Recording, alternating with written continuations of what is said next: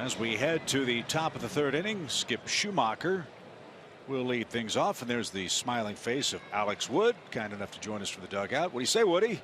Not much, man. Just watching Shelby go to work. He's something, isn't he? He is. He's off to a good start, man. He knows these Reds very well, facing him all those years with the St. Louis Cardinals, and he missed inside to his former teammate Skip Schumacher.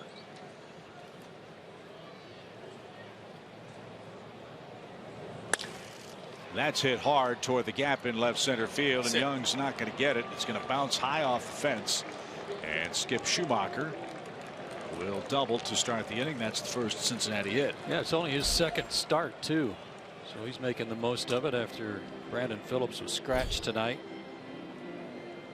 Hey Alex, when you guys got to spring training, did Shelby fit right in with you guys? Yeah, absolutely, man. You know, I was able to actually Jake Westbrook, who pitched for the Cardinals for a while. I know him a little bit. He lives just outside of Athens, and he actually put Shelby and I in touch after he got traded over here. And of course, I met him during Rogers' pitching camp, and then obviously as soon as we started spring training, you know, he fit right in with everybody, and him and I have become pretty good friends. This is Tucker Barnhart, runner at second, and he takes a strike. Well, Woody, we're 21 games into the season. I'd like to get your perspective on how you feel things have gone for the club so far. You know, it's one of those things where I think a bunch of guys have said from the beginning, you know, it's about really not having too many. Obviously, highs are great to have, but not having too many highs or too many lows throughout the course of the season. I think if we can just try and kind of play consistent baseball throughout, I think the rest will kind of take care of itself. You know, we got a great group of guys. We have a lot of fun. A lot of guys are going to go out there and play hard from start to finish. And it's definitely refreshing and nice to know that you got those kind of teammates behind you, especially when you go out there and pitch. Now, Alex, it's pretty well-known fact that you guys are the only starting staff in baseball that don't have a starter that's gone 7 innings. Does that play on your mind a little bit? You know, I haven't really thought about it yet. Alex, you're the only starting staff in baseball. I haven't really thought about it that much, but you know, to be where we're at right now and things we've done so far, it's definitely a boost of confidence knowing that we haven't, as a unit, kind of hit our stride, so to speak. So it's definitely kind of gives you some confidence from that standpoint, because I think once we all get clicking on. At the same time, it could definitely be pretty fun to watch. That's a good point. That's a real good point. That despite what I just said, you guys are 10-11, and your better days are ahead of you. Absolutely. Now, I want you to scout Mike Leake as a hitting pitcher. He can swing it, that's for sure. He's definitely not someone you want to take lightly. I think he's got several homers in his career, and he definitely knows what he's doing up there with the bat. He's got 4 of them. He's got 12 multi-hit games. He's got 3 3-hit games. Woody, and 69 lifetime hits. Yeah, that's pretty impressive to say the least. Right? I mean, this guy didn't even pitch in the minor leagues. No, I need to take a note or two, I think. Maybe you ought to be hitting higher in the lineup. Yeah. That's right. But that makes this Reds lineup awfully tough to pitch to when he's on the mound, doesn't it? I mean, they're tough enough as it is. No doubt about it. I think that's why you see the infield in there with him hitting too, and Shelby throwing him cutters in 1-2 count. He's not just grooving him fastballs by him. He knows he's got to bear down and make pitches to that guy because he can swing the bat a little bit.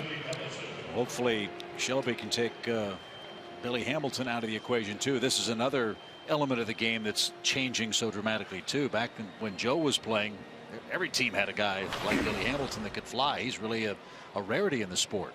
Yeah, no doubt. He's a dynamic player. You know, anytime I think his main goal is just to put the ball on the ground and put it in play. Because if he does, that's when things can happen. You know, you pretty much have to make a clean play when he puts the ball in play, and you really got to take care of the baseball, and especially when he gets on base. You know, he's a nightmare on the base pass.